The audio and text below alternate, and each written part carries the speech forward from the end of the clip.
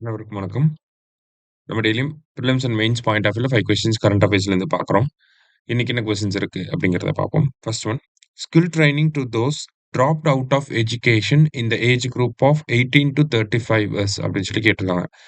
18 முதல் 35 வயதிற்குள் கல்வியை பாதியில் நிறுத்தியவர்களுக்கு திறன் பயிற்சி அளிக்கப்படுகிறது அப்படின்னு சொல்லி கொடுத்துருக்காங்க.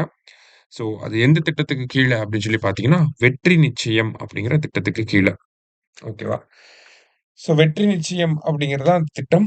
இந்த திட்டத்துக்கு கீழ பார்த்தீங்கன்னா, கல்வியிலிருந்து வெளியே வந்தவர்களுக்கு 18 வயது முதல் 35 வயது இருக்கிறவங்களுக்கு வந்து பார்த்தீங்கன்னா, 38 தொழிற்கல்விகள்ல 165 பயிற்சிகள் வந்து பிளான் பண்ணியிருக்காங்க. அதுல ஏதாவது ஒரு பயிற்சிகள நம்ம சூஸ் பண்ணிக்கலாம். ரூ. 12,000 வரைக்கும் அரசாங்கம் இந்த இளைஞர்களுக்கு ஊக்கத்தொகை அப்படிங்கிறதும் வழங்கப் போறாங்க. சரியா?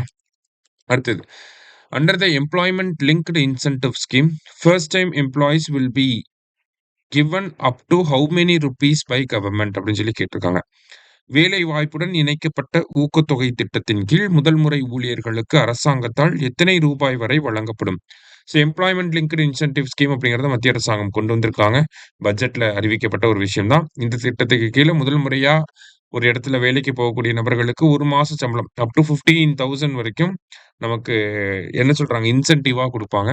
அதே மாரி எம்ப்ளாய்மென்ட்ட கிரியேட் பண்ணக்கூடிய ஒவ்வொரு நிறுவனத்துக்கும் புதுசா வேலைக்கு ஆட்கள் எடுக்க அவங்களுக்கும் வந்து பெர் எம்ப்ளாய்மென்ட்க்கு ₹3,000 அப்படிங்கிறத குடுக்குறாங்க. இது எதுக்காக அப்படின்னு சொல்லி பார்த்தீங்கன்னா, நிறுவனங்கள் அதிக எண்ணிக்கையிலான இளைஞர்கள வந்து ரெக்ரூட் பண்ணணும். பிளேஸ்மென்ட் டிரைவ்லாம் அதிகமா இருக்கணும் அப்படிங்கிறதுக்காக தான். சரியா? ஸோ ரூ. 15,000 இதுல குடுக்குறாங்க. அடுத்தது, the name of the app introduced by Indian Railways which will provide all the services of railways அப்படின்னு சொல்லி கேட்டிருக்காங்க.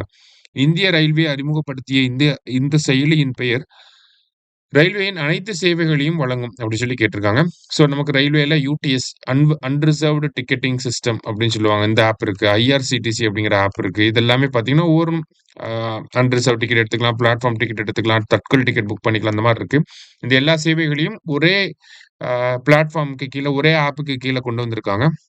அதனால தான் அதுக்கு ரயில் ஒன் அப்படின்னு சொல்லி பேர் வச்சிருக்காங்க. எல்லாமே ஒரே ஆப்லயே இருக்கனால ரயில் ஒன் அப்படின்னு சொல்லி பேர் வச்சிருக்காங்க.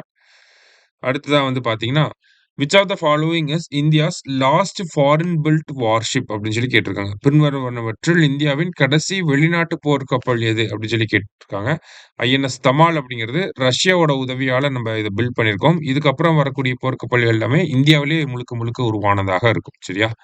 அடுத்தது, national doctors day is observed on அப்படின்னு சொல்லி கேட்டிருக்காங்க. தேசிய மருத்துவர்கள் தினம் அப்படிங்கிறது ஜூலை 1. சரியா? இன்னைக்கு 5 கொஸ்டின்ஸ் பார்த்திருக்கோம். தேங்க்யூ. சுரேஷ் IAS அகாடமி, வெற்றியின் முகவரி.